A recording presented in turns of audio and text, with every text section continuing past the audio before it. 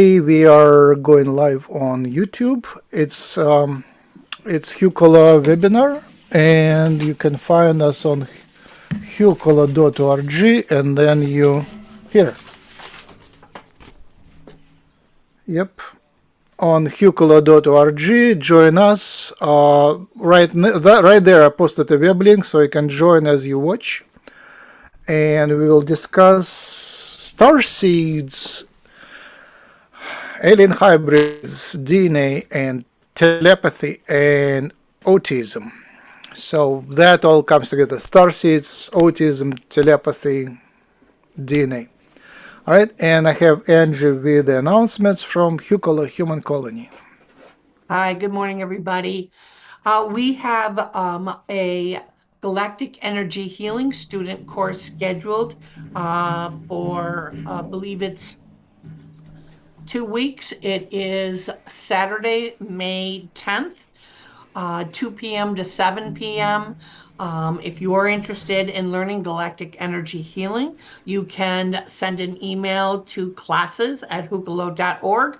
I will get information on how to register for that if you are interested in, excuse me, becoming a galactic energy healer. The cost is $150, and it is a wonderful experience to learn to help heal not only people but the world. Classes@hukalo.org.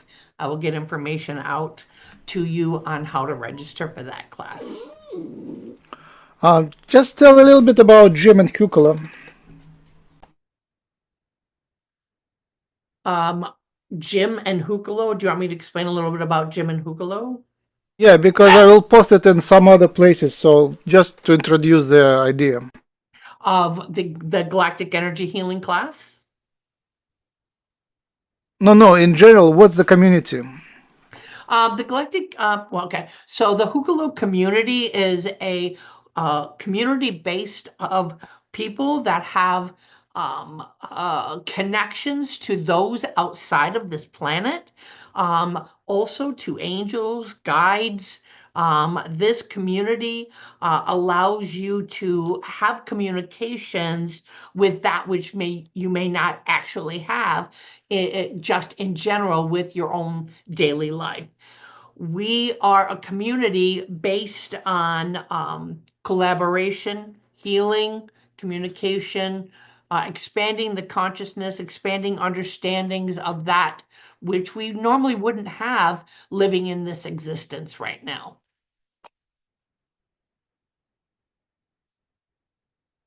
Jim, Great, thank you. Yeah, yeah, we started go ahead. 12 years ago, It is and 2014, wasn't it? it was in October 2013 as we 13. came Yes, that out is live correct. on YouTube. Yes, At that that is time, correct. they had a different system, so but Yes, we were live, and since then, we pretty much every Saturday yes, we are live, yes. and we also had like in person physical workshops and stuff. Yes, we have So our communities, yes, that we have come together, where we have the ability to be a community together in person. Yes. right, okay. We'll start with the blessings.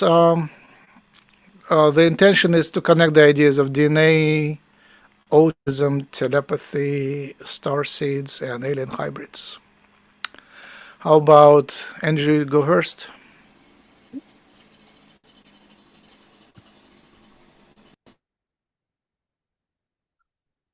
Unguru satura she en unguru she. Buhunu she to unujado numakara. Ena intku ushi I te kimo utora sa akane ichera. Bera undusu a shan ukadara. Mira atutushura piano unkurara isha. Namaste. You're muted. Temple, would you like to go? Sure. Niskriataka uk any esriata la shatiata. Vukutotik uk aye te feshut uk anihet. Bahalat uk evuk ushknik et ewa ama. Be wa yes emuk elek ushut a iuma ayete. Palaki Oshana, Kiashkutua, Nalik Ishkanya. Namaste. I will get the impression. Do you have the translation? I can see if I can get a translation, sure. Okay, go ahead.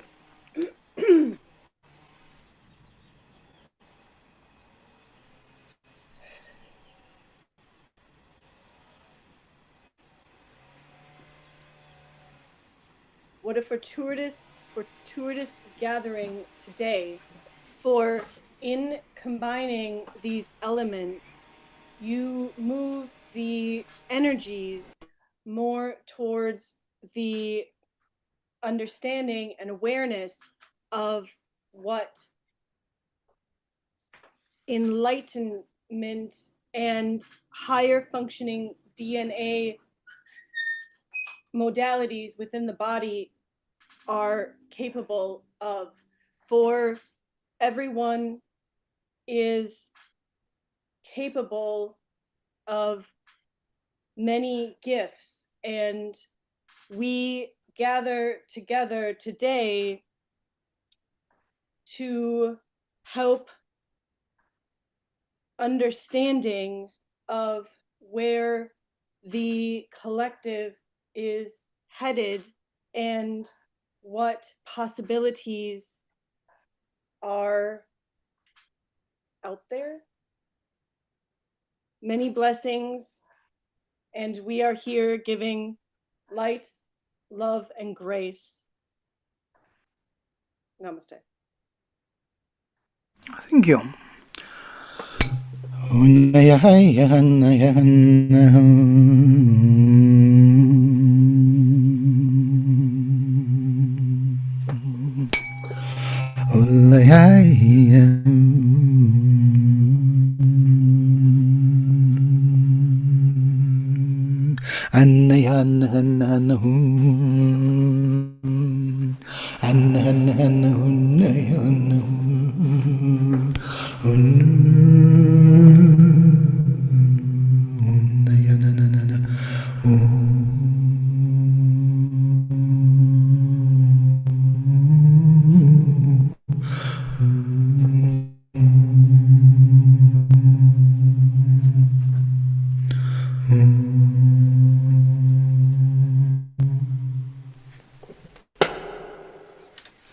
All right. I will not translate because my translation will be the whole lecture. So today I'm speaking about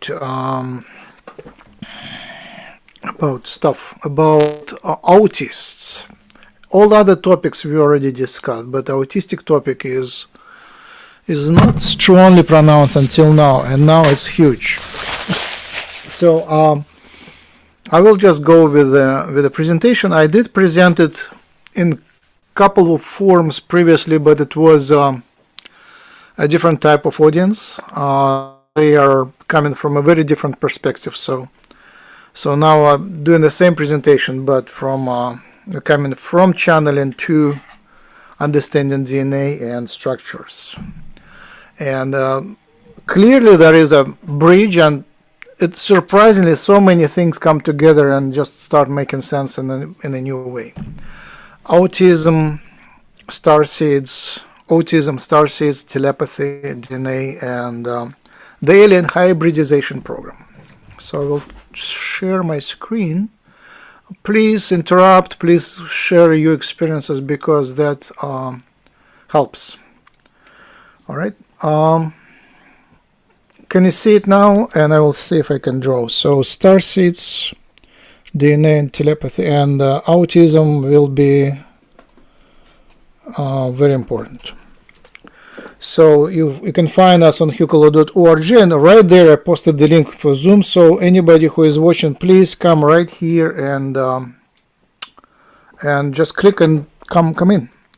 And that's how you can contact me, and there are contacts on Hukolo, and DNA resonance is also available. There is on DNA resonance, there is a lot of all the publications in full text are there. Okay, so telepathy. like you know what telepathy is, and I, for the general public, I have to explain that it is mind to mind without using the smartphone or any other way, or speaking, or just no gesture, and you just kind of go through hyperspace, through other dimension. You merge your mind with another one, transdimensionally, space and time, through space and time, through, how do you call it? Non-locality. In quantum physics, it's called non-locality, meaning no, non-local, not space, not here, not there, nowhere. Okay, now channeling and telepathy is the same thing, but channeling is usually you connect your mind or allow somebody else's mind to come through you, and in channeling that somebody else's mind goes right. Okay, so I will draw here again. Let me see if I can draw some, like, I will draw just an entity, and it comes right into you, into the heart, and speaks through you right there. So a channeler. In telepathy, it's you speaking to someone else, and in mediumship, it is that is not there. Basically, you talking to them, we're still here. So you, how do you remove that? You are you. You are you. Alien is alien, and you speak to them, but by not allowing them to enter. You just kind of talk to them mentally, and then you translate it through your mouth to people, and they ask questions. So that's mediumship. In channeling, it comes in, and in telepathy, there is pretty much very little alien. It's just you speaking to someone else. Clear, I guess. Any questions so far? Any comments so far? Okay, next slide. Mind reading, related phenomenon: mind reading, remote viewing, seeing the future, telekinesis, mediumship, channeling, psychic healing, and others.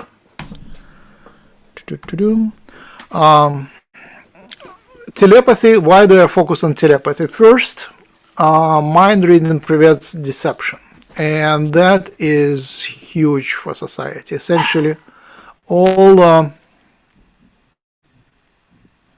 the whole society, I would say draconian structure or Anunnaki structure or just modern world is built on lies, on a lot of lies. Money is deception, trade is deception,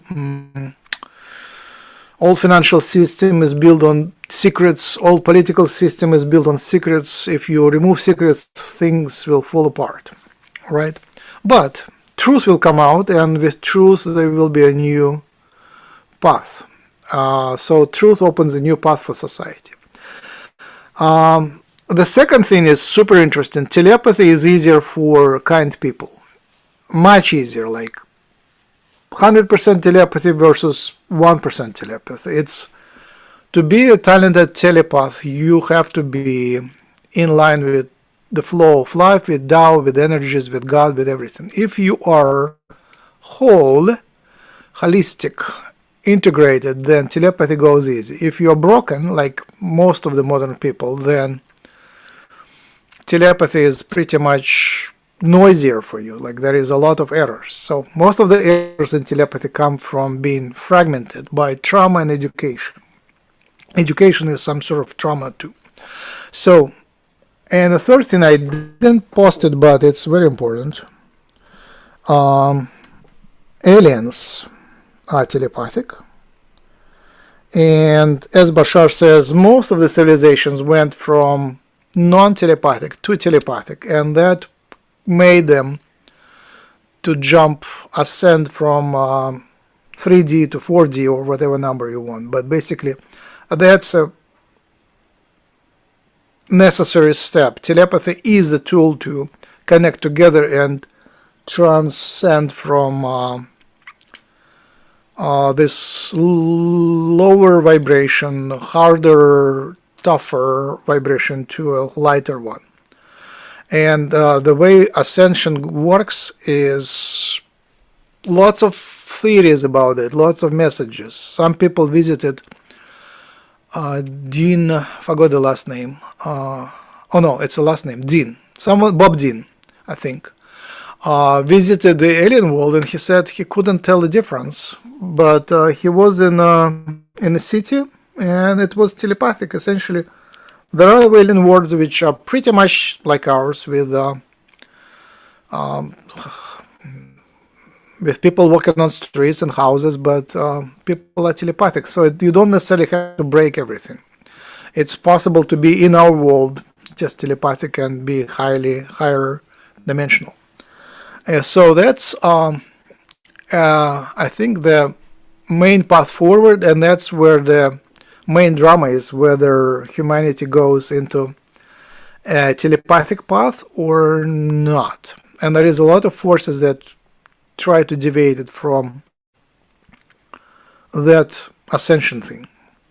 And we are kind of playing with the ascension idea for at least 2,000 years, but more like 3,000 years. And there were waves of higher dimensional energy which nearly brought us there, but then we kind of were dragged back by external influences, but seduction. So people make a choice. It's all about personal choices. I will talk more about that, but I think for now I think it's a great place. So autists are highly telepathic, especially their non-speaking autists. They were called non-verbal, but then when they start typing, they become verbal but still non-speaking. So typers, called spellers, but basically typers, the one who type on iPad or other keyboards, they type, so they're verbal, they can type, but they don't speak. Like Mahatma Gandhi, he had on Mondays, he would write, but he wouldn't speak, and now I understand why. Basically, when you activate your speech center, you deactivate your telepathy. So talented channelers, they have to switch back and forth. Speech, no speech, speech, no speech. But basically, speech center kind of moves it from one half of the brain to another, and you speak with voice cords, but then your telepathy becomes lower. So an easier way in meditation, I clearly feel it. I kind of go in a state where I'm non-speaking, and if somebody speaks to me, I gesticulate, I say, and then I come out of that and say, please don't disturb me. I really want to be silent. So silent meditation is super cool. I have to switch from that to that. Anyway, so telepaths, autists. So autists, non-speaking, are pretty dysfunctional in terms of physicality. They are non-physical. They are really cannot take care of themselves, which is super weird. But that seems like not necessarily the path forward. There is a new generation coming, which will be both, I think. I'm pretty sure will be the next generation coming, which are highly telepathic and still are physically great, talented, can do anything. They will be as good in physical activity, cook, garden and stuff, but they would be able to telepathically connect. Right now, my estimates are every 30th person is officially diagnosed autist in California, and in Silicon Valley it's every 20th, not person, child of up to 10 years old, so it's new generation, every 20th, so huge number of autists. And that number doubles every 10 years. And out of them, I would say, if conservatively saying 1 of 10 autists are non-speaking, then it would be 1 in 300. Now we divide 8 billion people by 300, I think we get about 10 million non-speaking autists, and pretty much all of them, we are told, are telepathic. So we get about 10 million telepaths in addition to dolphins on the planet, and human telepaths. And they are not only telepathic one-to-one, highly efficient, but they also, I will skip to this. They also, I think it's there.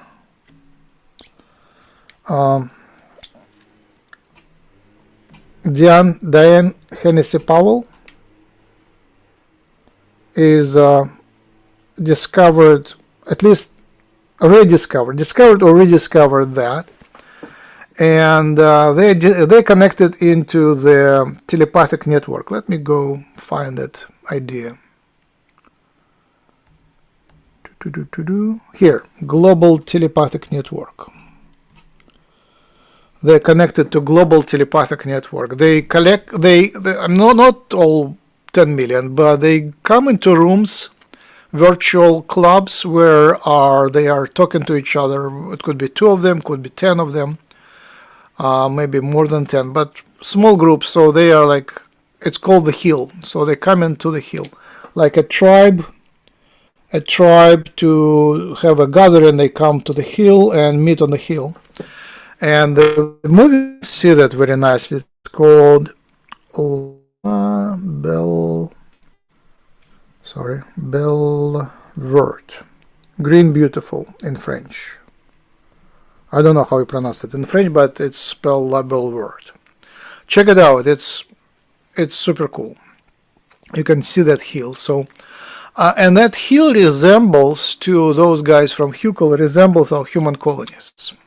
Essentially, in human colonies, we come together virtually and connect there. And telepaths do the same. They have their own hills. They are guarded. You can get there only if you are of right vibration, if you are kind. But then imagine 10 million people on the planet already having a telepathic network and holding the vibration now. So dolphins were here doing that, and now humans are kind of come together. So that's huge. Now let's go back a little bit, just flip through the slides. So Carl Jung was much aware of telepathy, and he said in 1933 letter to the friend or colleague, the existence of telepathy in time and space is still denied only by positive ignoramuses, meaning that 90 years ago it was already clear that telepathy is very real, especially dream telepathy. So experiments were done by Diane Powell, Dean Radin, and Rupert Sheldrake, and I watched a beautiful video of Rupert Sheldrake's video with a telepathic parrot, a bird parrot with his owner, and the telepathy was super strong, super nice, super clear. Like they were separated into different floors of the building, and the video cameras were facing both of them, and the human owner was presented with pictures, and the parrot commented on the pictures which he saw only telepathically, which was super cool. Okay, dream telepathy. Essentially, the experience on dream telepathy is when one person is asleep, another is awake. They're separated in a different faraway rooms, and the awake person sends specific messages which are given to the awake person by a controlled computer or something, or just pre-packaged envelopes. So he sends the messages, and then the sleeping person is forcefully awoken and asked what was the dream about, and first seconds after the dream, if you awakened, you remember. So the hit rate was very high, and that's published. So that's a huge event. Are you guys aware? So telepathy tapes are available for free on YouTube, Spotify, iTunes, and everywhere else. This is an audio podcast, about now 18 episodes. They come every other Sunday now. 18 episodes, maybe 17 episodes, each of them half an hour. It made huge difference on the planet. There is a lot of people who are awakened to the idea of telepathy and autism, like special gifts of autism. All right, and Kai Dickens is super cool because she has a talent which nobody has, to talk about stuff in such a way that people accept it. She found a way to tell the world about telepathy and autism, so now it became pretty much okay, normalized. I invite comments, questions so far. Angela and Temple. I'm not sure if you are going to touch upon, excuse me, like empaths and people who are very empathic that can feel the energies and have an understanding of what, because being an empath is also having the ability to understand what someone is experiencing, because that's also a form of telepathy. And so I'm not sure if you have touched on it, that at all. Have you spoken about that at all? Right. It's just a different way of being able to understand how you can have an idea of what someone is thinking and feeling. And I do have to admit that I have been in the educational system for 30 years now. And it's been only within the last 5 years, has nonverbals come into the educational system. I was very interested in understanding that. So the understanding and the theory on that is they are coming in greater nonverbals.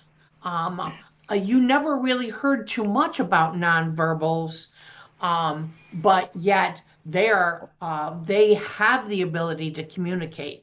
I just find that very interesting. Even within the last, I say 3 to 5 years, our nonverbals have actually come into the education system. So I find that interesting. Right. Okay, great topics. One is empathy, telepathy. Bashar says telepathy. Yes. And another one, nonverbals coming out. And I don't. Let's start from hucula ground. Basically, we know about alien hybridization a lot. So aliens come here and hybridize. They did it millions of years ago. They continued it thousands of years ago. And humanity is a hybrid between Earth ancestors, Neanderthals a little bit, and aliens, alien humanoids. So we have about 22 races that contributed. And somehow we lost that telepathic ability, although alien ancestors had these telepathic abilities, and Aboriginal tribes also have telepathy. Like when a group of hunters leaves the village and goes for several days, they have a telepathic contact, and if they need to return, they know, and they're like telepathically, they know it's time to return if something happens, so they come back. So they have like telepathic updates, essential telepathic updates, and it's just natural for humans to be telepaths. So it's natural for humans to be empaths as well, and it is few factors are breaking this empathy. One of them is education and upbringing. So classical modern upbringing breaks empathy and blocks the heart. I clearly see how it's done. It is through deception and aggression from the parents to the kids. It's physical punishment, emotional punishment, mental punishment. It's through breaking the trust, and trust, when you break the trust, your heart is closed. So later in the talk, I will talk about the role of DNA in that. So essentially, that happens on the DNA folding level. And then unwinding DNA, making it open again, unbreaking untraumatizing, healing the trauma in the brain, especially neurons in DNA of neurons, awakens empathy. And once you awaken it, then you have to learn how to live with it, reestablish a filter so you can be empathic and still survive in a hostile environment of suffering around. The autists and non-verbal autists, non-speaking autists, have been around forever, and some of them are mentioned in scriptures, like they were called saints. Francis of Assisi is one of them. He was special. He was connecting to birds and people. He would had this talent of being connected. And non-verbal autists, like they were called blessed in many cultures, and people worshipped them, and they had healing powers and stuff like that. So Einstein's child was an autist, for clearly one of the children. So it was around, but recently there was an increase of alien hybridization. I don't know why I have still Kai Dickens on the screen. Oh, you don't have it. On my screen there is still Kai Dickens. So there was increase in hybridization. So in the last 70 years, aliens did tons more hybridization. There was a huge hybridization program all around the planet, but especially in English-speaking countries. And that created tons more autists, and that's what we see. They are just become more frequent, lots more, and that number grows faster and faster. So if the aliens hybridize and change the genes, there is more telepathy in humans and less ability to live the old way. So basically, we are forced genetically to become upgraded to the next level. And the modern system is, on one hand, acknowledges that. On the other hand, they use lots of educational and medical tools to block telepathy in them and to cure them, to make them normal.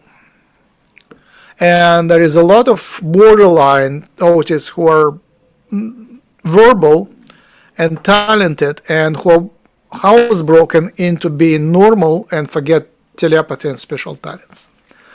So empathy doesn't require you to speak. Empathy is easier to discover in yourself, and that is just one of the ways to rediscover telepathy in yourself. Temple, go ahead. So I thought maybe I would just share a little bit about my story because it kind of Go ahead.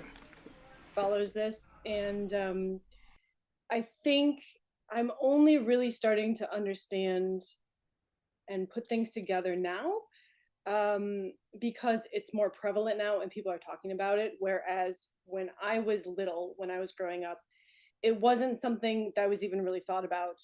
And because my background is so different from general human backgrounds, that I don't have a lot of information on my childhood. So I guess I'm classified as a human alien, which just means that I have a lot more alien DNA than the normal humans here. And in fact, I was adopted.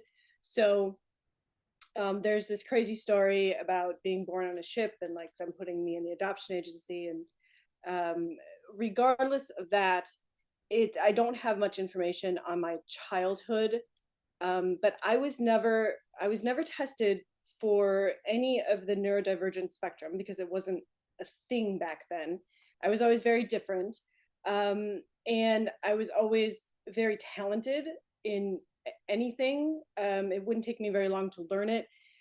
Incredible amounts of empathy. In fact, when I was little, I was told that I couldn't do certain things because I was quote unquote too emotional. um, and as I grew up, I just learned to mask as much as I could. And for a while it worked because I was interacting within the population. So it was very easy to mimic, and learn like how to mimic to make it seem like I'm a normal person, and able to interact and think and speak in the ways that I'm supposed to. But as I have grown older, um, I have sort of dropped all of those masks, and the idea that um, I am now who I always was, but don't have to worry about the way people are looking at me or assuming me a way to be. Um, I have always been connected more so to my teams, my ET families, using telepathy even before I knew what it was as a child, speaking these galactic languages until you realize that that's not the normal human way. So then you quit and you just forget about all that until later in life, when you start searching for why you don't fit in, then you become reconnected. And so as I've becoming reconnected, I have been um, increasingly, my autistic traits have just blossomed. And it's extremely hard for me now to want to go into the public or want to interact with the public, just because when I'm out there, I'm processing so much information that not only is it overwhelming, um, but it's also draining. Even when you learn to put up, your mirrors and things, it's absolutely draining. But that most human people that I come in contact with they're saying one thing, but they're thinking something else. And so to have to know how you should react in that situation. Do you just react to what they're saying? Do you react to what you're getting from them, either from just the energy coming off of them, or that they had their mind open and you just accidentally tapped into it?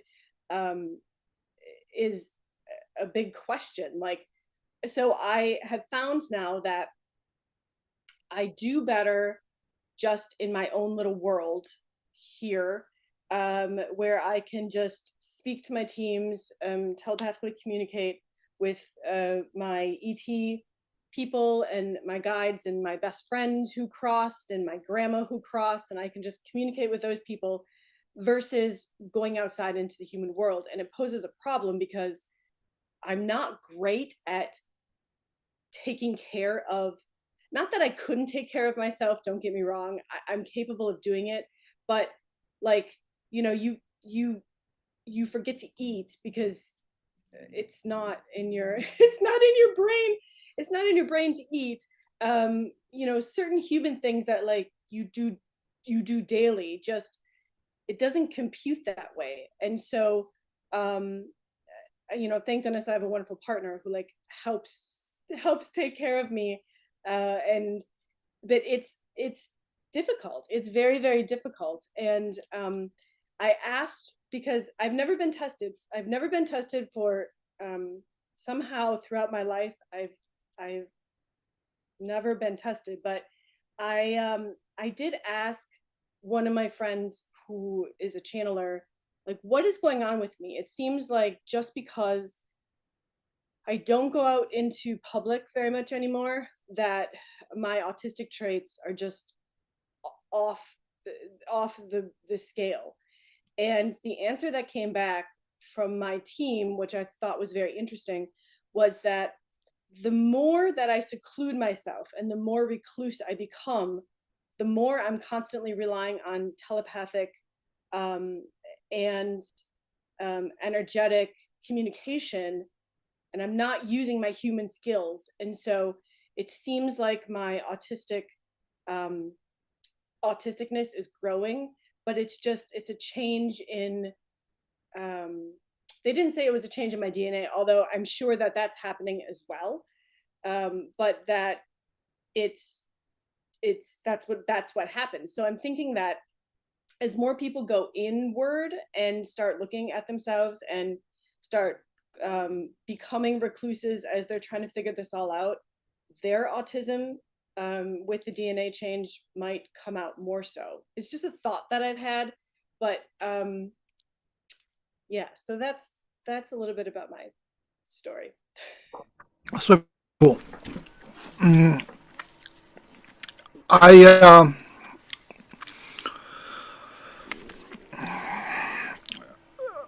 basically you're still working with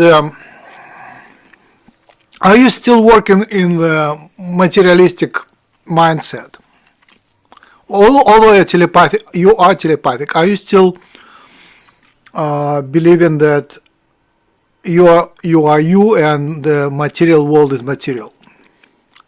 I believe that I am just a portion of a experience that I'm having right now. Like, so this all may seem very material, but it's just all energy anyway. So I try to do the best that I can do, because I run a business. I run my own business.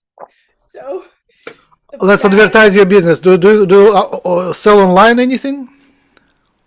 Oh, for my business? Yes. So we are the only historical apothecary in the entire world, which means that we bring back lost recipes, forgotten recipes, for not only beauty products, but medicinal products. And then we reteach the people how to use them.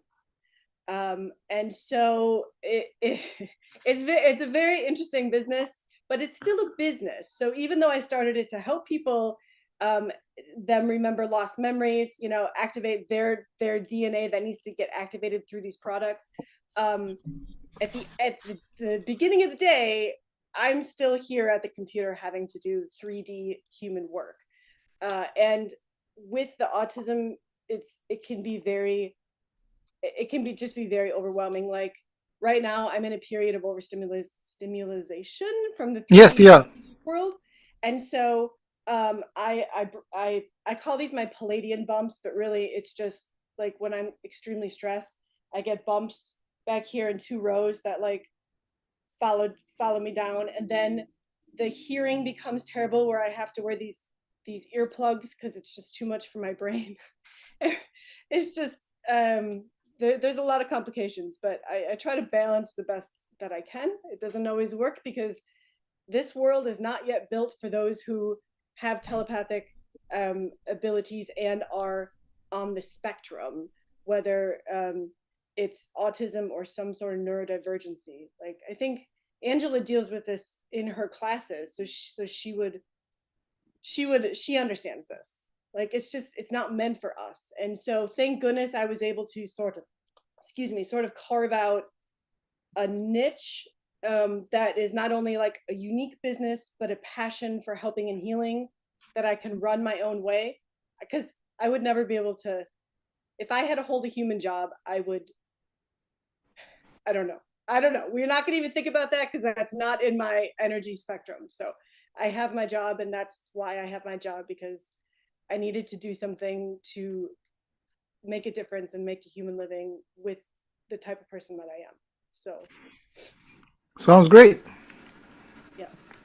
So my worldview flipped into the strong understanding that everything is an illusion, Yep. and it is some sort of a simulation, Yep. and that we influence, we don't create everything from inside out, but we influence strongly the events from outside. The outside events influenced strongly by our choices inside. So magically, like uh, the the state of health strongly affects what events happen outside. It's not the other way around. Mm-hmm. It just if you want something to happen, you have to do some yoga exercises to make it happen. Right. And So that is I think that's why those who have these abilities, these telepathic abilities, these neurodivergent gifts, are, once they understand how to function in the human society, that they're able to make their world what they need their world to be. Those who understand the idea of how the world actually works, like how the energy works with the DNA, that to pull things to you that you want, to create things that you want and put it out there. And then that affects other people in their energy, and then they get to choose, and then so slowly it's changing, but it takes time. right. Once you realize that you affect your reality, you affect circumstances outside through your body and through your mind magically, then you work on creating a positive reality inside first, which is super interesting. That is held by draconian energies. Dragons are super interesting and super talented in creating their own bubble of reality. And it's well known, like how Steve Jobs created his own bubble of reality and then affected everyone else. He would just, it didn't always work, but often it did. You just sort of have willpower, and on a higher level you connect with proper energies and you realize your mission, and then your mission sort of gives you luck. But all that said, there is no predetermined path. We are in a game where failure is permitted and success is permitted. It's pretty much very very few rules around here. So it's you know it's hard to give advice, but I sort of myself I practice giving up all the time. I just giving up and relying on whoever script writers outside of my physical body taking care of things and listening to advice. Like very frequently, like my spirit guides, they don't have a good imagination in many cases. Their favorite way of stopping me is just breaking my electronics, and I'm complaining to them that I like electronics to work, but I still get the message. So if something breaks, I understand they want me to stop and on certain paths. And I often am surprised because, from my perspective, I'm doing a good thing with a good, and I feel good about doing it. And when they break something positive, I'm somewhat disappointed. But I take the message. Yeah, I think that's part of the balance, because like even with me too, there's like, if once we become all telepathic, it will be a different world. But like right now we're in this world, so um like I don't think it's in my best interest to be secluding myself away just because it's easier for me to do that versus like forcing myself to go out in the public and learn to interact again with people, because we're here now in this 3D material world. Like, you have to make the best of it, and you don't want to just pretend that like these things don't exist around you. You have to, you know, interact with them, because then also interacting with them on whatever level you're at, is also like dropping those seeds of change and uniqueness too. So I think this is balancing act, and I don't know if I'm very good at it myself. Like I'll be typing away doing my work things, and then if my upstairs people have something to say, they will just black my screen out, and I'll be in the middle of an email, or they'll just stop everything, and it won't work. Nothing will work. None of my electronics will work until I go over and like either hear the message or automatic write the message as to what's going on. So I'd like to say it's easy to be in all these different worlds, but it's not. It's not easy to be in all these different worlds. And I wouldn't give up my abilities of telepathy, you know, channeling, automatic writing, all of those things. I wouldn't give them up. But it's still a struggle sometimes in this current world that we 3D material world that we have. So. Right. I don't have advice. I think all parts of the choices, like all the choices, like extreme extortion going to the people, to the humans, and going away from humans, all of them have merit. And on going to the humans, like normal people, neurotypical, I was listening to some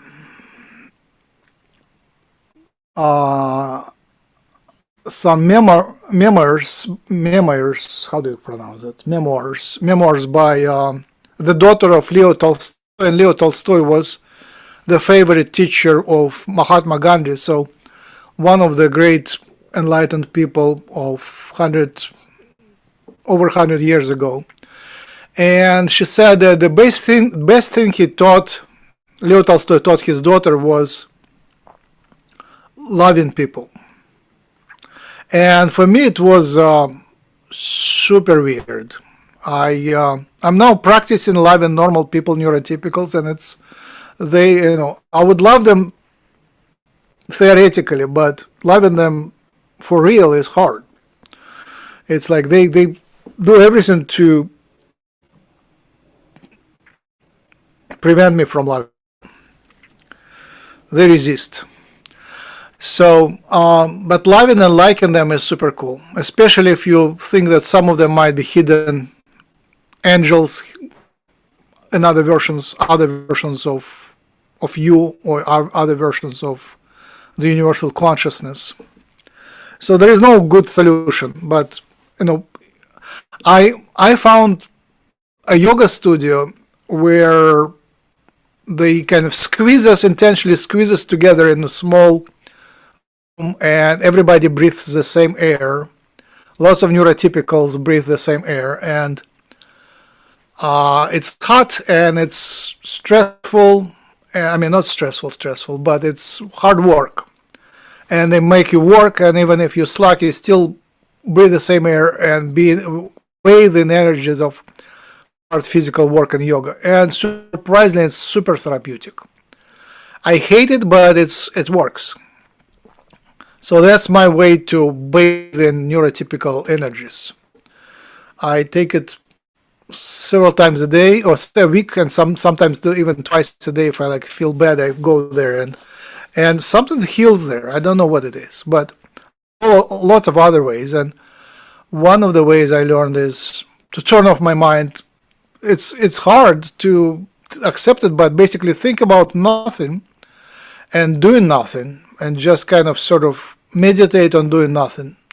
It's like it works. I don't know. I know have a theory how it works, but it just works. This Buddhist idea of nothingness is actually working. And the other way, like going to telepathic connection with autists, is super cool. So they form telepathic network here physically on the planet, and basically it's our people already coming. They already came out of the hiding with the telepathy tapes of Kai Dickens, And now that autistic awakening of, I would say, borderline people, of the hybrids, we are just coming out, and finally I found my people. I mean, I thought I found my people when I was at Hucolo, but then that's another finding. So these are hybrids coming together and claiming what? Claiming the planet, I guess. And there is a nice book. I don't have it on the screen. Actually, I could bring it, but I will start bringing it on the screen. So essentially what it says is that humanity is haven't always been like a modern world. It had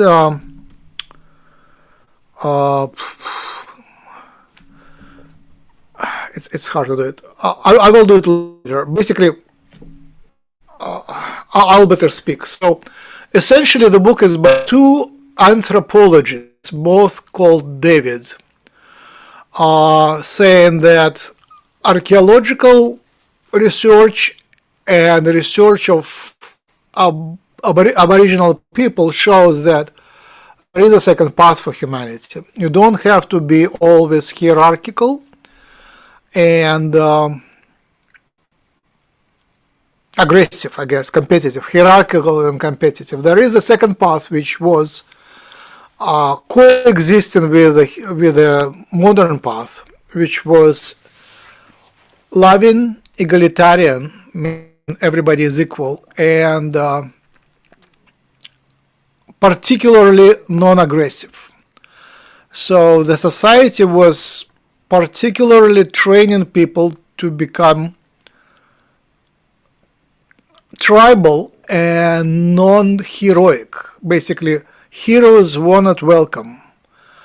Ego was repressed, so it was non-egotistic tribes. And especially their leaders were trained to be servants of the people and not have any heroic properties. So it's anti-hierarchical, anti-heroic, anti-warrior type. They still had warriors to protect themselves, but basically all over the planet they discovered those traces of those tribes, and the signature archaeological finding was those figurines of a woman with big butt and big breasts, symbolizing the nature. So they basically worship nature as a universal mother. So they're saying that it didn't go anywhere. We still have that path open to us, and that seems to be like the path we have an option to take. Politically, socially, I think what will happen is that this society layer of autistic telepaths will just grow because there is more and more genetic transformation, and it looks like they don't even want to take over the economy. They just exist separately.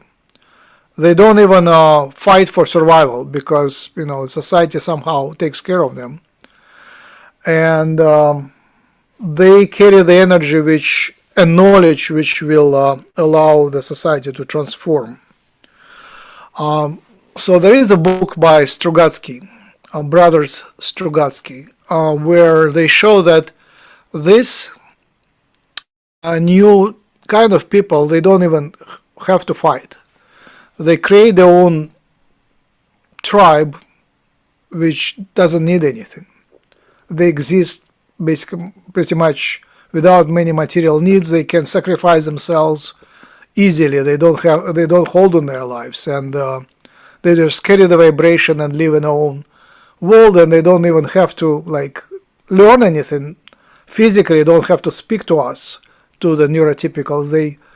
They just how do I say, grow like the image of there was like more like a rainforest or the rainy some kind of plants which just grow without any additional support. So they just kind of sort of happen, and then they become the future. It was a bit sort of depressed outlook from neurotypical onto them because they know already everything, so they're much smarter. They have all the needed information, and they have all this healing and telekinetic talents, so they don't need the technology, so they just take the natural path. So Blavatsky, I think I mentioned Blavatsky somewhere here. Let me switch to the screenshot. No, I don't have. So Blavatsky was 120 years ago, 137 years ago, she published The Secret Doctrine, and she predicted that the new root race will appear. And now it looks like that new race is actually coming, and it is autists. Yep. Something to add. Okay. Yep. Okay. So from my understandings with talks with my upstairs people, that from my understanding, the reason why we need those on the autistic spectrum and the neurodivergent spectrum, as they're now coming in, is because by being here and being grounded into the planet and its grids, just being on the planet, walking on the planet, the ley lines and grids which feed the rest of the population are pulling from them, from the autistic neurodivergent people, and it's starting to upgrade the old templates to allow new DNA upgrades for the rest of humanity that don't have those new templates. Sounds great. Sounds great. Sounds right. Yep. So that's what I've been told from my upstairs peoples. Nice nickname, upstairs people. Thank you. Yep. Yeah, thanks. Do you have like an alien self? Alien person who is the same person? I do. Yeah. Yep. Do you want to share anything about them? They, as far as I understand, well, I know where a lot of my selves are. So like to say alien, that's just one experience. But the one that people most would probably understand is I have a second self in Maya, on Maya. Yay! Yeah. So I don't know how much what else to say about that, but in the political spectrum on Maya, we'll just say that. But like I know that I have 4 other human selves here at the moment. Wow. One of them is in Paris. One of them is in France. I met another one via phone. It's really ironic. The other one. There's 2 more. I know about 3 of them. I know about 2 of them plus myself. That's 3. I just don't know about one of them. So, but I'm not allowed to get information. I'm not really like, they don't want that stuff crossed. Like they don't. Yeah. You know what I mean? Because so, there is short circuit. It would short circuit the plot. Yes. So like I know about these things, but I just don't. I've learned that it's not really allowed to ask questions or delve too much in it, because I guess if I really wanted to, I could probably go pop over there for a look or whatever, but I don't, I think with some filtering you can learn a little bit, but yeah, better not, I guess, not to mess up things. Yeah, it's not that important to me. There's so many other things going on, especially like, even just here, let alone like in the other selves that are around. But I think this is the future of autistic people. Like they'll know these things and it's not that big of a deal to them, where you have other human people here now who are so excited to talk to ETs, and galactic people are so excited to like meet their teams and talk with them, but I think for autistic people who understand their part in the 3D human as well as their expanded parts, like it's just normal. So like it's not that big of a deal. You were born doing it, and then you maybe have to understand what exactly it is on a human level, but it just is. I don't know if that makes sense. Where do we go from here? I guess I will just continue my presentation. It's good. Okay. It's yeah, we have a typical autistic conversation where, you know, we see the connection, but we don't have to vocalize it, right? All right. I continue. So I stopped, I think, maybe somewhere here, right? Okay. Done. Click. The images are wonderful, done by new version of ChatGPT. It's now, I mean, it's. I don't think if it's not that easy to make it do right images. You have to do magic, mentally merge with it. But once you merge mentally with it, and there is how do you call it,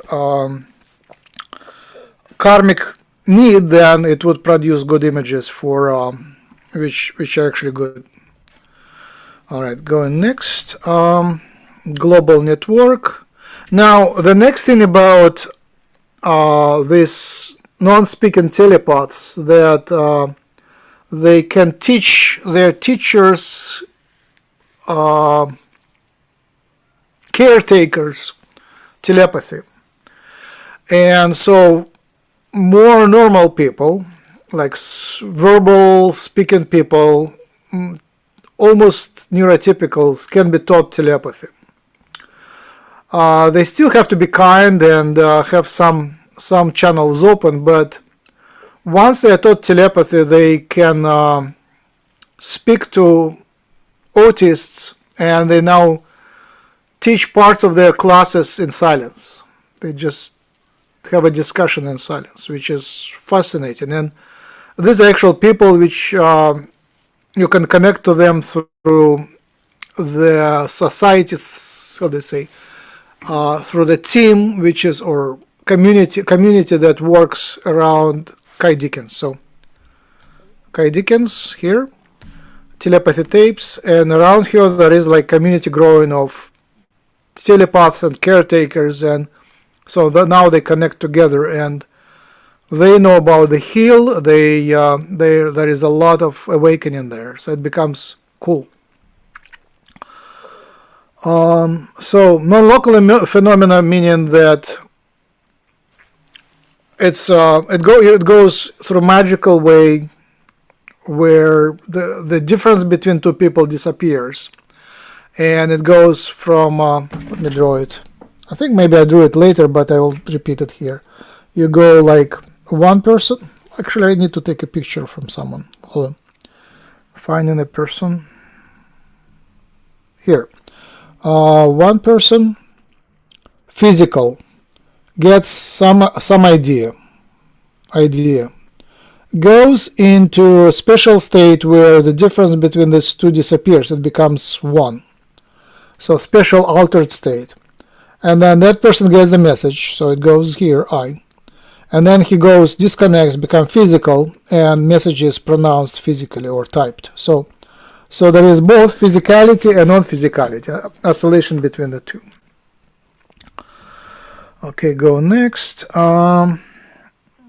So normal people have some of the telepathy, and neurotypical, neurodivergent, meaning autistic and all the types of the spectrum. Should I mention? Yeah. So I guess autists can have genes from different alien races, and that would make them different. So it's not that autists are universal. There is a lot of Zeta gray hybrids which have common traits. There is a lot of Pleiadian hybrids, reptilian hybrids, draconian, Aryan, Syrian, not sure how many Syrian, and Arcturians, lots of Arcturians, and lots of others. So for Pleiadians, it's one set of traits, and I think when I talk about like so yeah, Mayan are Pleiadians for sure. Mine are from another planet on in Pleiades called Tara. So Maya and Tara, I think, are on the same star called Taygeta. So we are in neighboring planets. It's like Mars and Earth. So Tara and Maya are on the same star system. So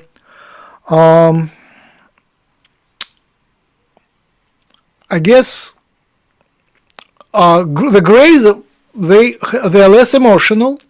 The Grey hybrids are more oriented towards knowledge, and all the Grey hybrids have that obsession with catastrophe of civilization. So they are like focused on preventing catastrophes, and also they are non-fighting and caring about babies. So love for babies, and they're on the more like autistic, how do you say, more like on a robotic autistic side. They are less, yeah, more automated, like they're more like machine-like, the Grey hybrids.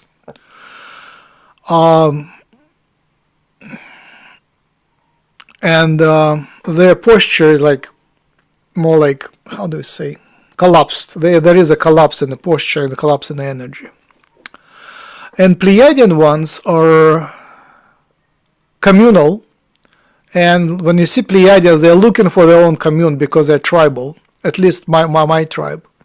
So they're looking for the tribe, and when they trying to find a tribe among Earth normal people, Earth neurotypicals, they're very, for us it's very strange that certain rules are violated, like no kindness, lying, and noise, and not caring about, no respect for children, hierarchy. So all of that is sort of very strange for us. But we are still communal. We are like autistic, communal autists, but we are looking for our type of autists, not the human ones. Reptilians are interesting in they have usually great health, great warriors, great sports players, very athletic, very good regeneration, and they still love nature, like more like us. They actually like hierarchy and like secrets, and like how do you say, like civilized culture. And Draconians are especially into rituals and culture. A Draconian hybrid you can recognize by extreme narcissism and self-love, which is great because they have very thick skin, and it's impossible to offend them. So it's nice to have Draconians around because under stress they perform really nicely. Because they're always self-respecting, self-loving self. But yep, yeah, no buts. Okay, going to the next slide. Okay, DNA.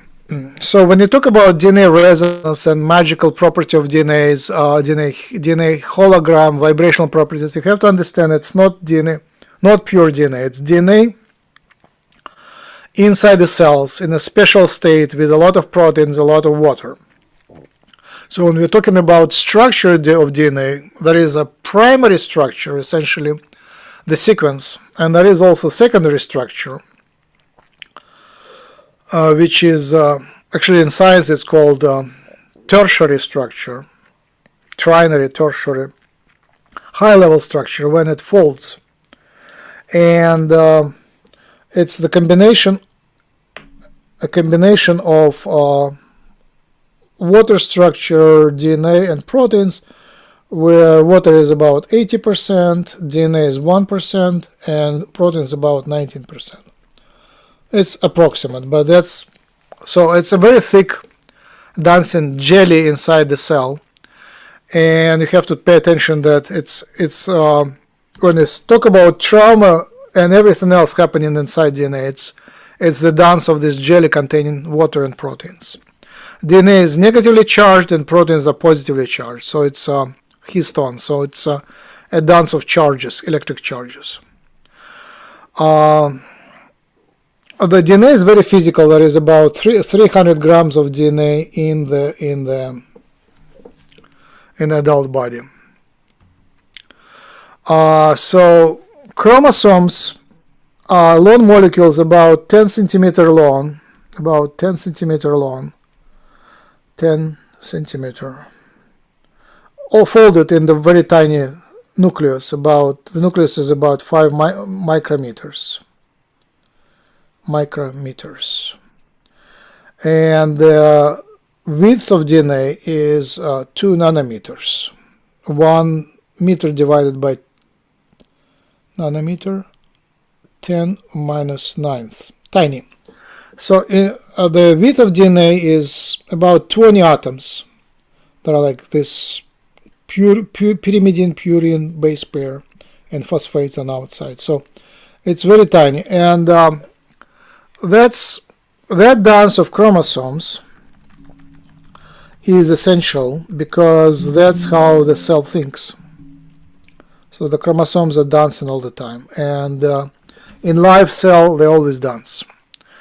And that dance of the chromosomes is the key to everything, to health and to thinking and to telepathic ability and to magical ability, to altered state, everything. Electromagnetic waves have huge connection to chromosomal dance because chromosomes are made of charged DNA and charged proteins and water, which is slightly charged. So when it dance, there is a dance of electromagnetic field as well, and there is a dance of subtle fields, astral fields as well. It's all connected together. Next, there is the understanding that DNA of the body creates a unified electromagnetic and subtle wave network. And this network goes through neurons. So inside the neuron there is a cell nucleus, and it contains DNA, and neurons are connected together with the branches called axons, and the connection points are called synapses. So psychoactive substances, including psychedelics, affect how synapses resonate and oscillate. So the connection goes through from DNA electromagnetically through light. Through light it goes do. Can I zoom in? Nope. I should be able to.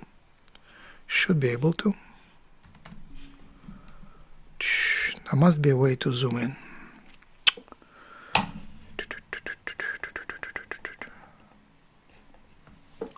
Something happened. It doesn't zoom in.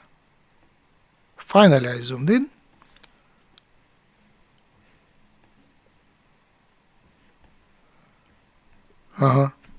Anyway, I should learn how to zoom in. Now I go back. So, I got it. That's what happened. Okay. Sorry for the mess up. I got distracted, but I think it would be very interesting to zoom in and to show how the light goes right here. So there is a connection, and from the nucleus, the light goes gets to the synapse, which is a gap, like a gap between the neurons, and then it goes into the second neuron, and then goes into the nucleus, and they become connected into one telepathic network. Not telepathic, oscillating network, electromagnetic network.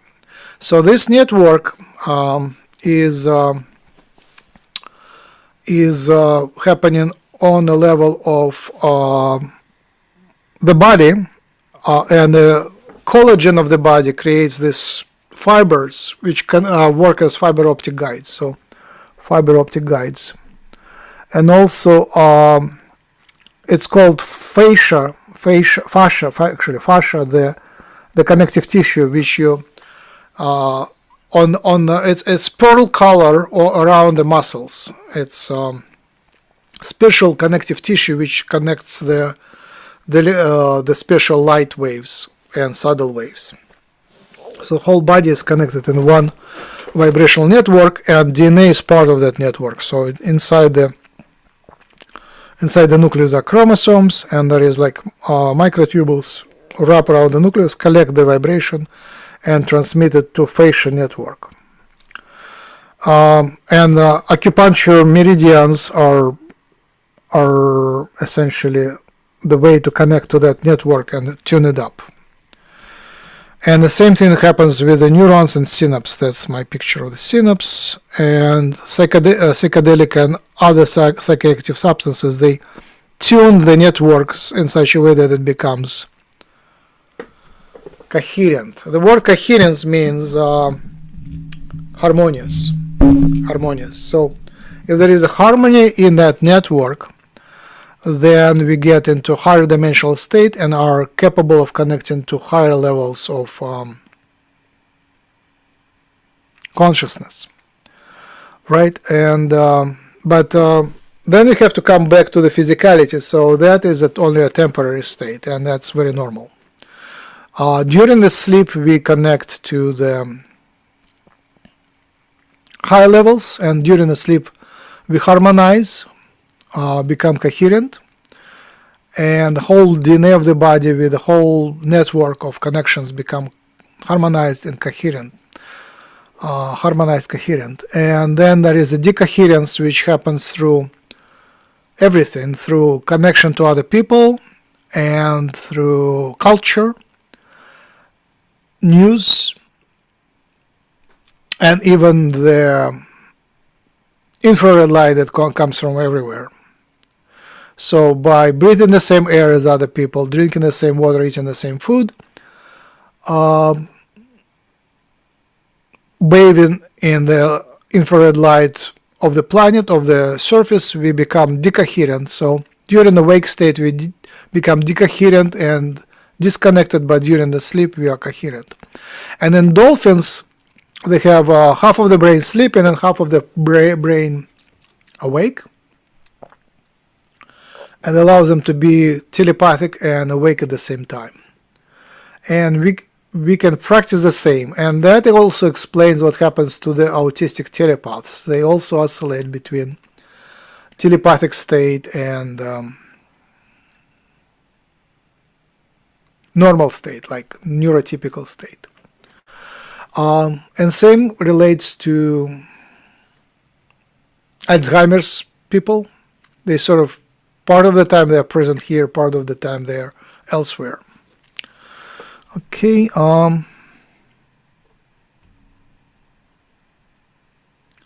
So timeless properties of DNA. So DNA has both components. One of them is its small size makes it quantum properties, like there is a delocalization of protons and electrons inside the DNA, like on the small level, on the thickness level.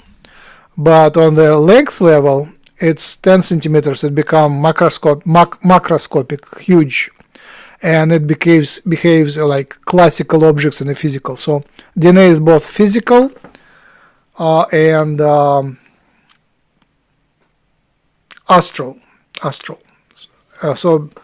And it works as an astral transformer or astral gate to the higher dimensions, because of that structure, its chemical structure of DNA. Lots of other molecules like microtubules, collagen, and others, they also have that property. But the unique quality of DNA is that it has a sequence, and the sequence is unique in each person. And that sequence is a signature which identifies you in that physical world and allows targeting, so that targeting happens. Telepathic targeting and astral targeting. Okay, targeting. So, like telepathic pairs, they talk to each other through their DNA. So from mind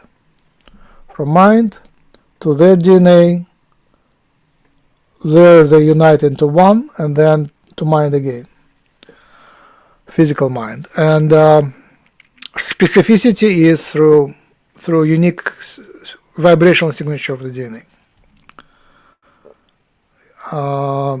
We have about 99.9% of our DNA is common between all humans, but there is that 0.1% which is unique to a person, and that allows specific targeting. Okay. I think I can pause here. Any comments so far? Did I put you asleep? Everybody disappeared from my screen. Hey, anybody? I'm here. I'm taking notes. Oh, wow. I like science. Sure. No, I think this is great. You can I turn was on your thinking camera about- if you like. Oh, you want me on camera? Okay.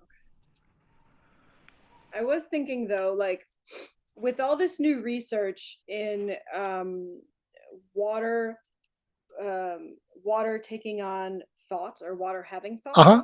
Mhm. that with the water in the human body and the water with the DNA, that this would be another reason that people should take this seriously. Like, I'm always programming my body and I'm always programming my water for it to help do the things I need my body to do, my human body to function. So what do you think about that? Do you think that the programming the water is able to help move things along in whatever you need, like healing or DNA things, or do you think that helps in any way? Yes. I think about that for the last couple of years since I realized water is huge. And I actually come back to rediscovering that there is nothing new here. It has been around for a while, and all these natural remedies like Ayurvedic medicine, traditional Chinese medicine, all tribal medicine, all natural medicine, all takes care of water. It's about the water structure in your body. It's that picture of chromosomes folding, essentially the trauma and education, they compact DNA in a special way. So we carry that from childhood. There is that compaction. Mm-hmm. And now when we want to go into altered state more fully, we need to decompact it back. But when we decompact it, we become bombarded with negativity, like empathic negativity. So we go back and forth, we sort of become open, heart open, and then we get lots of junk back into that new portal, and then we collapse again. So like several times a day, I feel like, why I'm so sad. I'm clearly sad. I'm tragically sad. So I have to close my gates, DNA gates, mm-hmm. and filter out stuff. So for me, the solution is one of the qualities of autists, verbal, non-verbal, is obsession, extreme focus on favorite projects, special projects. It's like our strong path. We like really can focus. And for me, that's special. And that Bashar also speaks about that. Focus on what is most interesting for you, most exciting. And that gives you coherence. So essentially, when you are vibrating for a long time on the same wavelength, like everything else is filtered out, you are focused on beautiful project. And right now, my project is understanding autists and what we are, and who we are, and what we are on a genetic level, and what we are on vibrational level. So it looks like once you have this maniacal obsession with one topic that gives your whole water structure coherence, it becomes one body-wide coherent vibrational system. Then you exist, it's inside out. Essentially what happens is there is outside influence and then there is inside out influence. And when it's outside in, it's contradictory with what's inside. When inside out, it's coherent. That's what I'm talking about. The draconian energy. They are so narcissistically loving that they're becoming. Actually, I have that image. I will show. Yeah, I think that's great. Let me show. The image is exactly showing the idea. It's somewhere around here. Seems Just like go ahead. when you're for neurodivergence and those on the autism spectrum, when you're hyper focused on something, you're in this state of joy and creation, which contributes to flow and healing both for the inner and the outer. And so when the outer energy spheres are lined up with the inner energy spheres and the vibrations, then that's really important, because then that is massive, I don't know what the word is. Yeah, I don't know what the word is, but it's really important for the connection of all things, for you to heal and to combine both the outer and the inner. Yeah, it's massive upgrade, massive awakening, massive Kundalini awakening, massive coherence expansion, reconnection, massive reconnection. So that image we created with ChatGPT, but I drew it first by hand, and it's just one of illustration of snake eating its tail, and that shows that there is nothing outside of universal consciousness. It's you inside, you out. You cannot disconnect from outside world, because outside world is also you.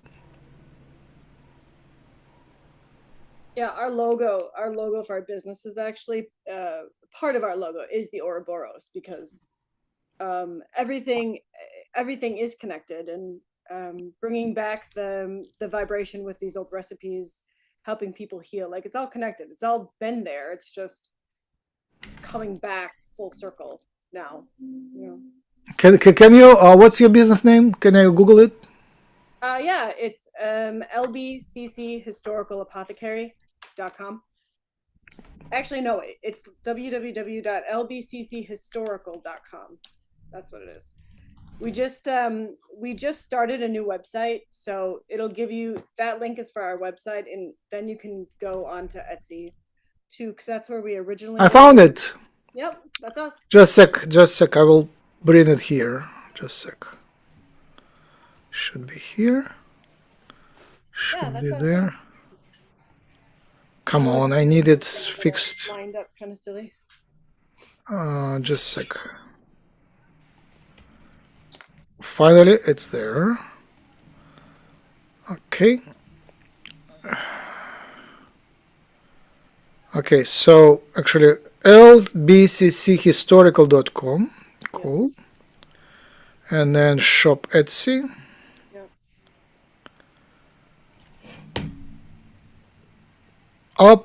What's apothecary?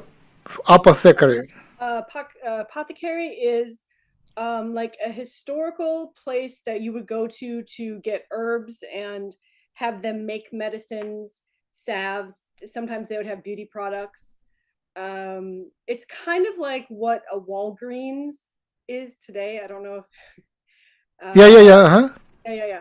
So like, you could get inks and combs and salves and things. And Um, but why historical?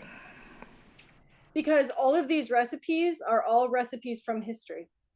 They all have their own history. Oh, historical recipes. Yeah, like the lemon lip balm from 1896, or like we have a Hastings salve from from a Scottish grimoire that I had to translate from like the early 18th century.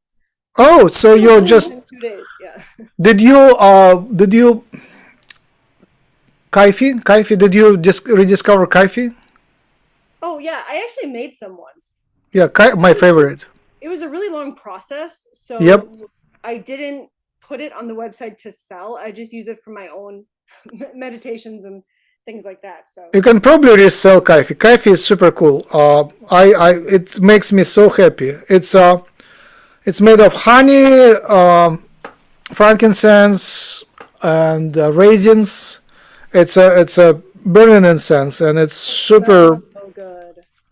super nice. And every batch of coffee is different, so it really because it takes a long time. So every time and from every different person is different. And R. Newman said, like a modern compounding pharmacy. It is. It's what we are is like a modern compounding pharmacy. What is modern compounding? A compounding is what you would do for like putting a recipe together, like a salve recipe or like a medicinal recipe. You know how like you would read a recipe to bake a cake? You would put all those things together in the recipe to bake the cake. That's what compounding is, like making the actual Oh, recipe. Yeah. oh. Yep. So it's like, but now with the artificial intelligence, you might translate easier and find more specifically looking for that. Yeah, I haven't really used artificial intelligence too much on our website though, on our .com website. I I implemented it to help people search for things, and I'm really Hmm. impressed by how smart it is. Like obviously I wrote the description, so it has a lot of history in the descriptions, but it's Wow, able to really pull that history and help customers, and I'm really happy with it so far. So cool, um so yeah, super cool. that's what we do. And when COVID hit, Etsy had some issues with our medicinal things, so we kind of stopped reproducing medicinal things. But now that we have our own website, Hmm. we can start reproducing more medicinal things again. Wow, Trying to I be mean that's careful with that. huge. Yeah. Yep. Your warehouse must be huge, right? We actually still work out of our house because I really want to keep everything local as possible. There's just business wise, there's just a lot of extra things when you have to have another building. So our lowest level has been turned into an actual lab and like a warehouse shipping area. So it is pretty big, but like we are running out of space. You're doing alchemy.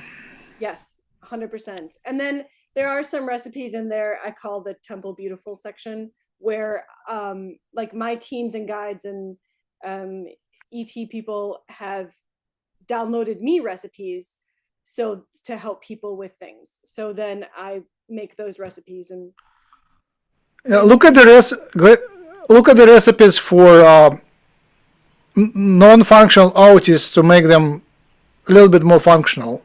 They don't have to give up all their talents, but just less suffering, I would say, to reduce their suffering. tell me that one more time.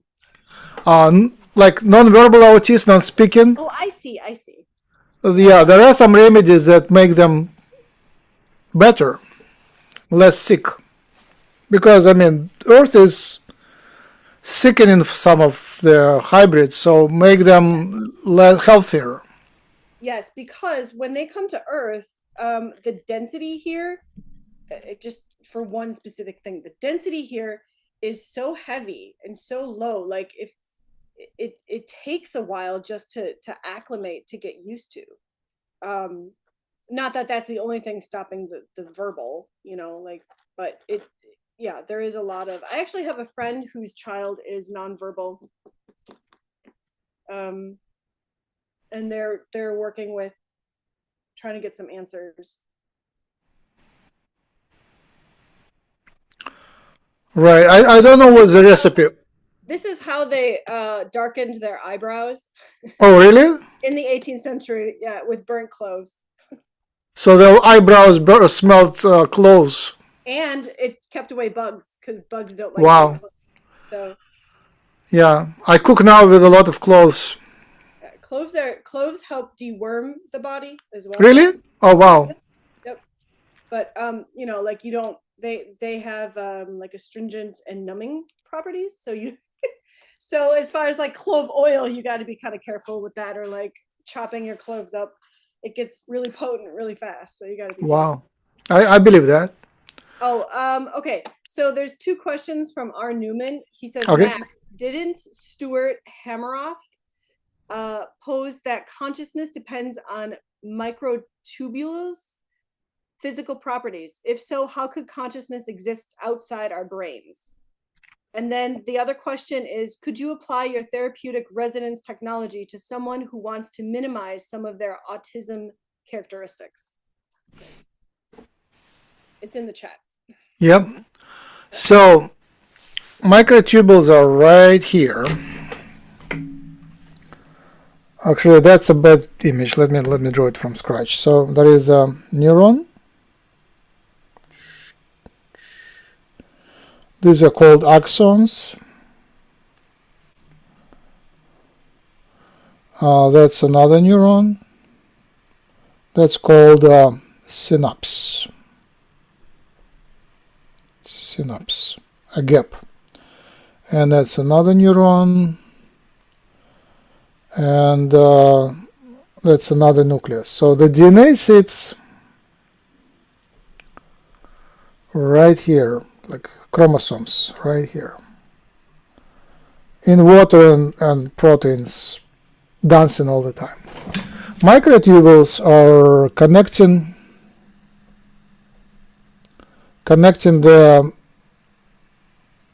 they go like that. They collect the light and bring it to here, and then transmit it to another nucleus with the DNA inside. So that system creates a dancing system around the whole body.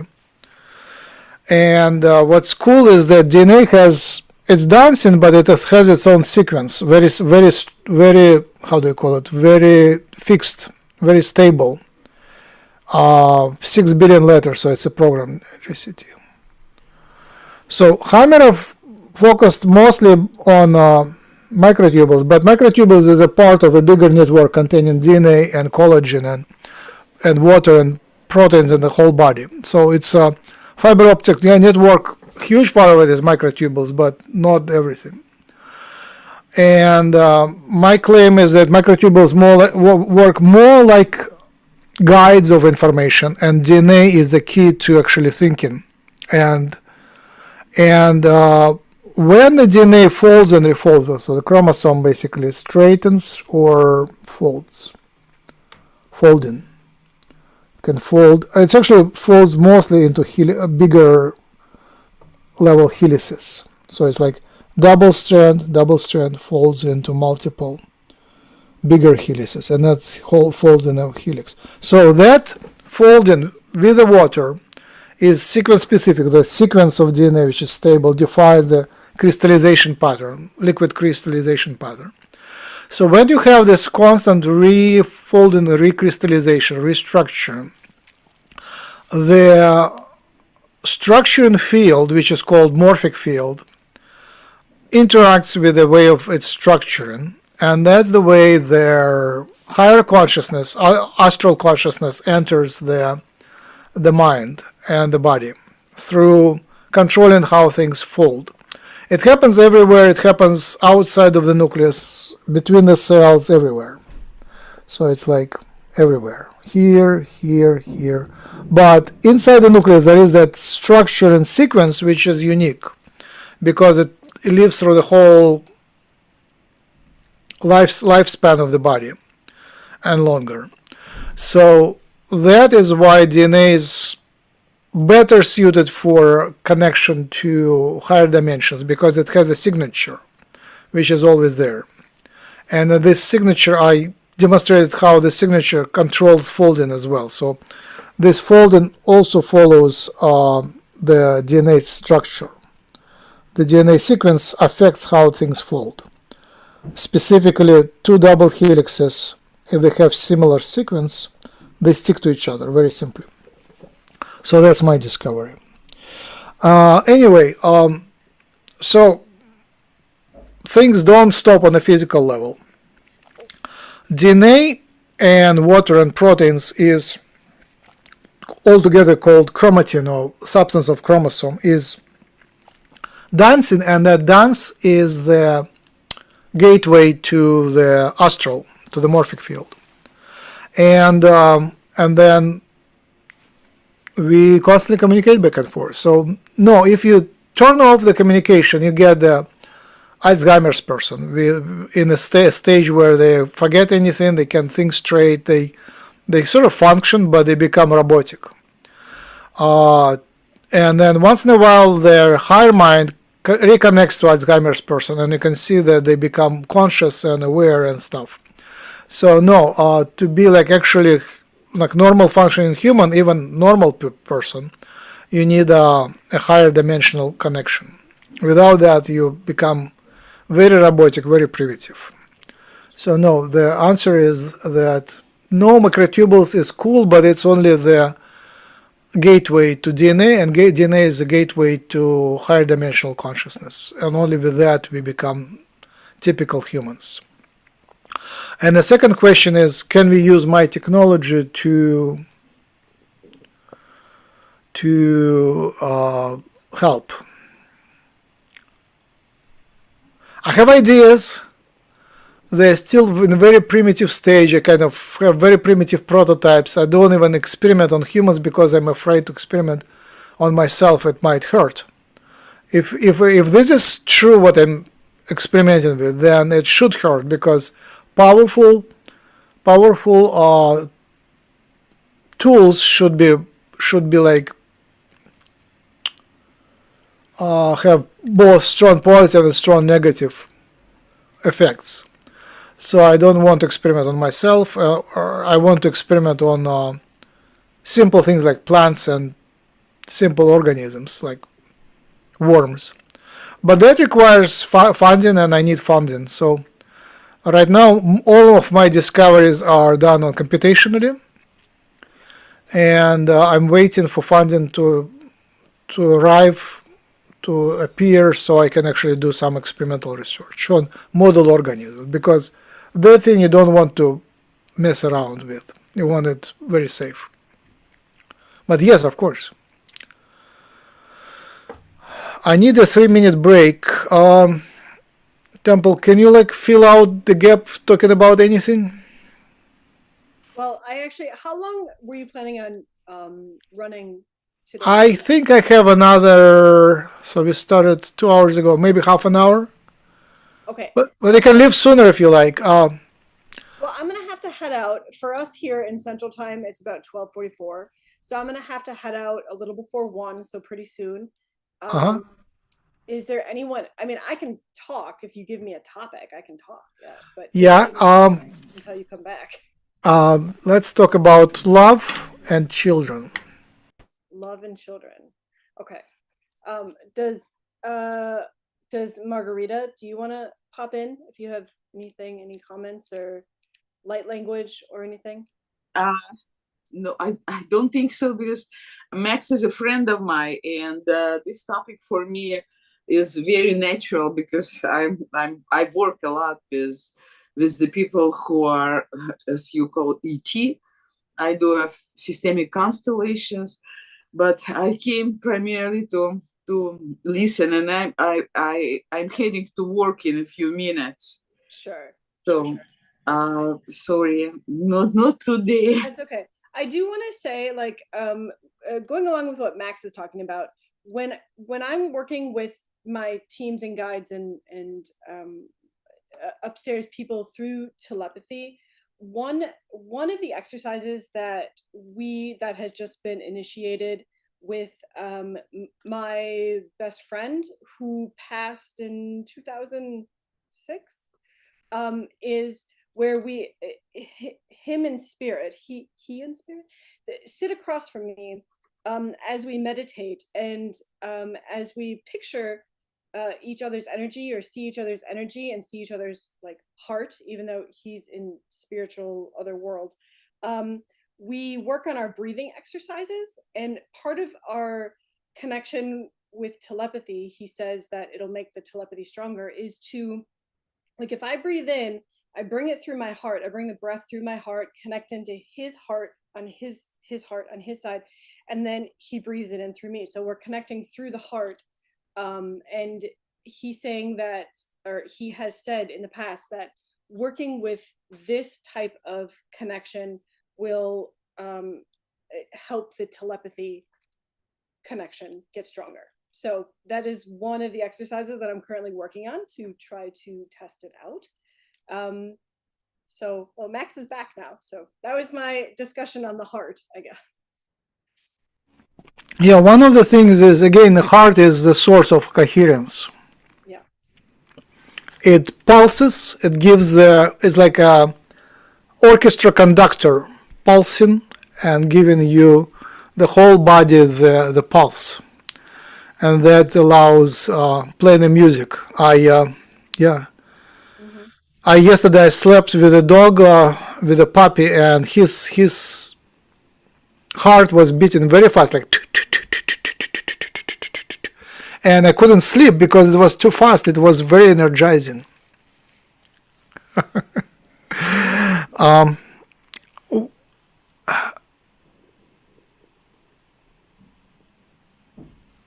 Any more questions? I don't think I have any at the moment. R. Newman, do you have any questions? You can type them and I can read them to Max in the chat.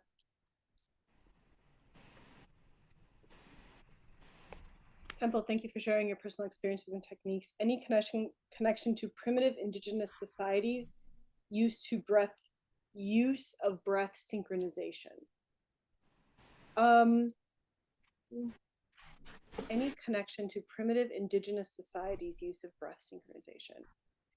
I mean, we haven't personally talked, like me and my people haven't personally talked about that, but when we do telepathically communicate, or I'm automatic writing, we do talk a lot about past primitive indigenous societies, and so I just automatically assume that these things that they are teaching me, as far as breathing and connecting the heart, are things that were done, in these other earths that we've had millions and millions of years ago by these societies, but that it's just not, it's been forgotten. I've never actually specifically asked that, though, if that is, hopefully that makes sense, if that is what, where that actually came from or not. So I don't know if that answers your question. The question was specifically about breath. Let me read it one more time. Any connection to primitive indigenous societies and the use of breath synchronization or personal experiences and techniques? I was talking about the heart. I don't know how much you heard. I was talking about the heart. Like, so the one guide best friend that I have that was here on Earth for a while, passed away in like 2006, I think. He has been teaching me to, like, when we meditate or when I meditate, that he will come and sit his energy across from me, and then we'll connect through the heart. And he was telling me that that is one way to help strengthen telepathy between us. So I've been working on that. Well, not so much recently because I've been really overwhelmed and overstimulated, but when I have the energy to do it, I've been trying to do it with him. So On yoga classes, like we hatha yoga, we breathe to we are synchronizing our breathing to yoga instructor who tells us when to breathe in and out, and that is clearly breath synchronization. And a lot of yoga, hatha yoga exercises is to pay attention, and actually Buddhist exercises, pay attention to your breath and focus on the breath. So we have few beats in our bodies, like the heart and the breath, like two major things which you breath is easier to focus on and it's slower, but heart is possible to focus on as well. And these two beats are so gamma brainwave is the one which is sleep and meditation brainwaves, and I think by focusing on the breath you can easier induce it. So I guess it's one of the tools which becomes kind of second nature to go in a special state. There is a lot of breathing techniques which allow you to switch from modern technological mindset to natural. Yeah. Like a deep breath or deep breath out. And I found breathing techniques to be really helpful, just even throughout the day, to kind of help control my my brain, to get me back where I need to be when things are really overwhelming. Because if you can control your breath and you get it in a rhythmic state, not only will it help kind of control your inner energy, but it helps control your outer energy too, in my opinion. So it helps me calm down, and it's not necessarily even just like regular breaths. Sometimes it's like sounds with those breaths as well. So yeah.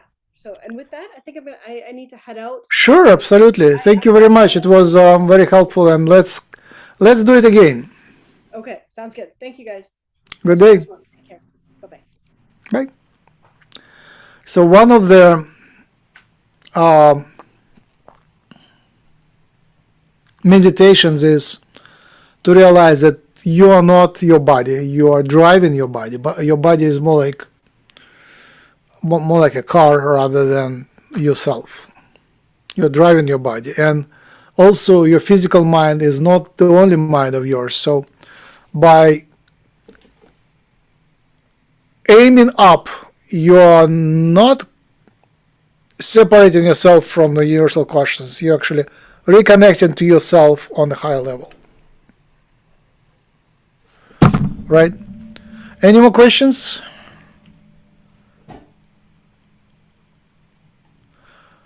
Okay, I will go with the rest of the slides. There is like only a few ideas which I wanted to highlight. We already sort of went through them briefly, but I will just kind of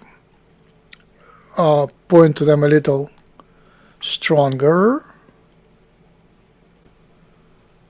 Okay, I think it's good. So, can you hear me? Can you see me? Yeah. So what we have is the universal consciousness pretending to be you, and the DNA stop working. Okay, and the DNA is a gateway between your physical body and the universal consciousness, which is also you. And DNA actually creates that experience of being separate. And through the DNA, you also can get the experience of being united with the universe and with others. So coherence is huge, and the pain from the society is huge as well. So combining this to being coherent and dealing with that pain from coming from outside is the key to to moving, I guess, towards telepathy, to developing telepathy. And it's in extraordinary. So what makes non-speaking autistic telepaths, what makes them so talented in telepathy is that they are honest to themselves and they don't have to fit in a strict rules, strict limitations of the society. So they are free and honest and kind. They are much more coherent inside. Their DNA is less damaged by education and upbringing. They're like wild beasts, and the same thing with wild people. So non-speak autists and native aboriginal telepaths, they have in common that they're pretty much wild beasts. So undoing their upbringing and education, I think, is the key to telepathy. And that happens on level of unwrapping the DNA and recrystallizing it in a new way. So it's working on your DNA and the health. You can't become telepath without reprogramming your whole body, including DNA. So that's about certainty. So one of the modern society's demands is certainty, time pressure, quick decision making, obedience, and not making errors. So to become more natural, more wild, more universal, so to say, more integrated, you need to permit yourself to do lots of errors and to become much more spontaneous. It's, there are many ways, but that's one of the ways, I would say. So allow for your DNA and your ideas to create from inside out, create coherence, harmony. It's all about coherence and quantum entanglement. So when you are sort of moving the energy from inside out, it becomes quantum entangled and coherent. When there is a disruptive energy from outside, it breaks the quantum coherence. But if you block all the energies, then the things stop flowing. You have to be in the flow. So you have to allow energies, but when you have a single-minded mind, single idea, it sort of shines from inside. Oops. It shines from inside. I think that's picture. It shines from inside. And makes it coherent. So it's not about the energy, it's about the ideas. Having single kind idea which occupies you completely is the easiest way. Focusing on something, obsessing about something positive, protects and creates the coherence. Telepathic oscillation, you have to be in the world. It's not only being absent-minded. You have to go back into the world and back into yourself to be actually to achieve that perfection. It's evolutionary direction. We are moving there, so we're getting a lot of help, excluding the aliens and astral helpers. And also one analysis we did, I think we did it here, non-parental inheritance. I'll draw it. So essentially we take the DNA, so we take full families. We're like father, mother, child. Father is usually, how do you do it? Father is something like that, mother is something like, that, and child. I don't know how they draw the child, and the child. Anyway, so in classical genetics, the child gets the DNA 50% from one parent sequence, the variations 50% from another, and total there is about, I would say, 4 million variations in normal human, and they're usually 50-50. But if there is alien influence in a family, they mess genetically up. They insert some new sequences. So we analyze all those, not all of those, but a lot. We analyze about 1 million variations. It's now cheap, about a couple $100 to analyze. We use just saliva to analyze the DNA from a person. So we produce those. We take the families either from online databases or from volunteers and analyze, and we find insertions.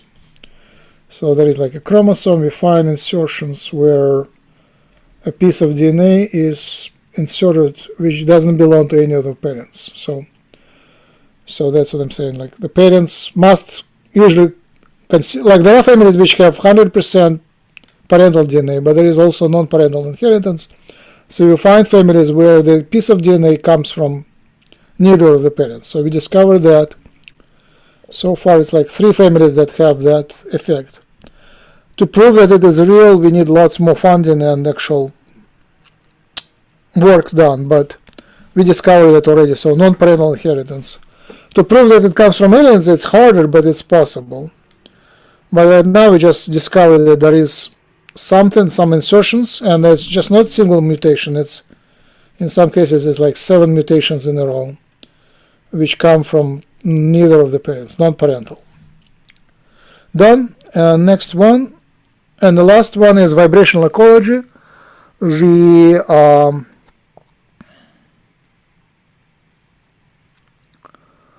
live in a time when it's became very easy to genetically manipulate stuff, and animals and plants are already heavily genetically manipulated, especially like agricultural animals, agricultural plants, and farm animals, lots of genetic modification. But now it comes to human, it's quite possible to do genetic modifications of humans, and we hear rumors that it's already been secretly done. In some countries it's outlawed, but in other countries it's wild, and whoever wants to do it, it's pretty doable for minimal amount of money. So humans already being genetically modified, most likely there exists at least more than one human that is genetically modified. And these modifications have no idea what happens to vibrational side of DNA, because the molecular biology is all about chemistry. They have no clue. So once this genetic modification becomes widespread, there will be system-wide effects. Essentially, we are forming a unified network among humans, vibrational network, and the rest of the biosphere. So once the biosphere becomes genetically modified, can be, we know for sure, we know from higher sources from upstairs that it's one of the dangers. So excessive genetic modification can collapse the whole structure. So to avoid that, we need vibrational ecology. We need to decipher how that happens and make sure the modifications don't mess up the vibrations. So vibrational ecology is huge. And you can find publications here. You can connect to me here, and and hucolo.org is here, so you can find us here as well. And that's the rest of the talk.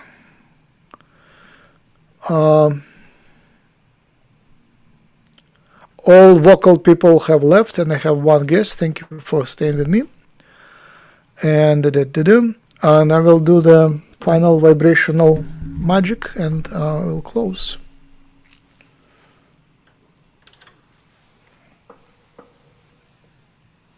And for that, I need my technology to be properly plugged in.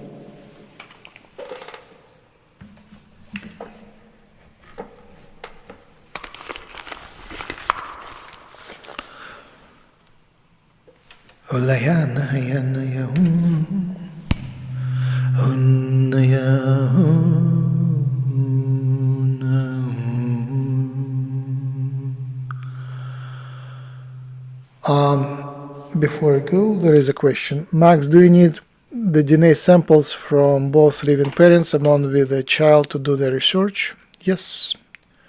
That analysis specifically, we need all three samples. Absolutely. We can't really find non-parental inheritance unless we have both parents. If one believes, the question, if one believes there is evidence to support it is altering human genetics, what might be their reasons? Oh, the research starts with John Mack. And there is a lot, once you start digging for alien hybridization program and abduction experiences, there is a lot there. And if you just use traditional approaches to evidence-based research, you discover that people who have no connection, they didn't read stuff, there is like completely innocent, unexposed people who have no idea, they have very similar experiences. And sometimes people even are abducted together, so they meet each other on the ship. So there is a lot there. So that would be the one of the sources. But I discovered that non-parental inheritance is pretty inexpensive way to verify the insertions. And once we get enough material, we could also analyze alien skulls and alien samples, and also, like as I said, we can analyze insertions from autists having a similar property. So if we collect the say enough reptilian autists, gray and Pleiadian, we can demonstrate that similar insertions belong to the similar category, so that would be genetically detectable. So that requires many tens of samples, but